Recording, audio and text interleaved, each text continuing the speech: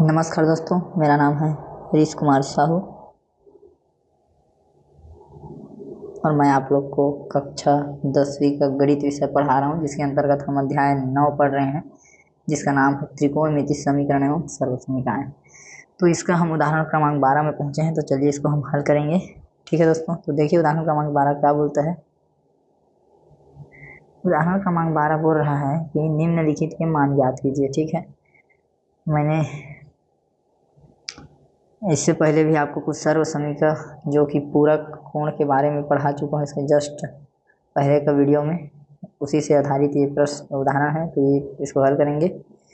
चलिए यहाँ पे लिखते हैं हम हल। ठीक है, बिना त्रिकोणमिति सारणी के इसका मान निकालेंगे हम।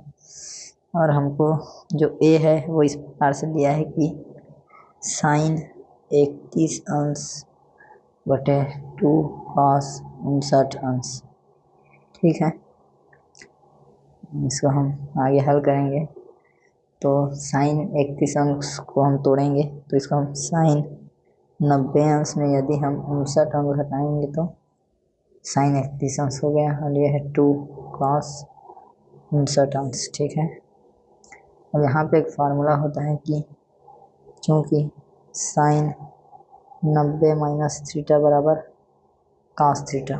ठीक है, तो ये क्या हो जाएगा फिर cos 59 अंश, और नीचे क्या है 2 cos 59 अंश। ठीक है, तो ये दोनों एक दूसरे में कट गए, तो फिर क्या बचा, ऊपर में बचा 1 और नीचे में बचा 2।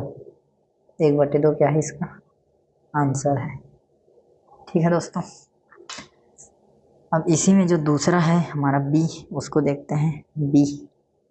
बी क्या बोल रहा है, sec 70 अंश बटे cosec 20 अंश।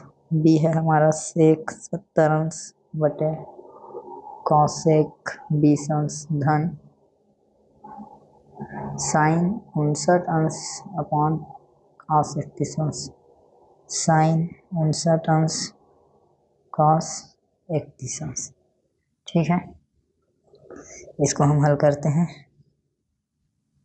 तो इसको लिखता हूँ मैं पहले, sec 70 अंश को तोड़ते हैं पहले।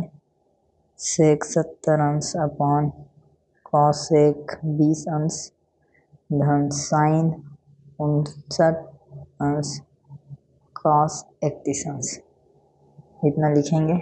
इसके बाद sec 70 अंश को इस प्रकार से लिख सकते हैं कि sec 90 अंश में यदि 20 अंश घटाएंगे तो इस प्रकार से लिखाएगा, और नीचे में है cosec 20 अंश। ठीक, और साइन को भी इस प्रकार से लिखेंगे तोड़ के, तो sin 90 अंश में यदि 31 अंश घटाएंगे तो वो 59 हो जाएगा। इसको लिखेंगे cos 31 अंश। फिर यहाँ देखिए कि जो सूत्र होता है उसे हम यहाँ पे लिखेंगे, क्योंकि क्या क्या सूत्र होता है, तो sec 90 माइनस थीटा है ना, बराबर होता है cosec थीटा, और sin 90 माइनस थीटा बराबर होता है cos थीटा। ठीक है, तो दोनों में चेंज हो जाएगा, फार्मूला रहेगा, तो ऊपर वाला सेक है वो cosec बन जाएगा, cosec 20 अंश, और नीचे में भी क्या है cosec 20 अंश, फिर धन साइन भी cos बन जाएगा, cos 31 अंश बटे cos 31 अंश। सब कैंसल आउट हो जाएंगे, यहाँ एक बचेगा और यहाँ भी एक बचेगा, दोनों मिलके क्या हो गए 2। ठीक है, यही क्या है आंसर, उत्तर। ठीक दोस्तों, तो ये इस प्रकार से हल होगा ए और बी उदाहरण। ठीक है, तो उदाहरण को आप हल करेंगे तो अच्छे से आप सीख पाएंगे कि कैसे प्रश्नों को समझना है, कैसे उनको हल करना है। ठीक है, कैसे प्रश्नावली को।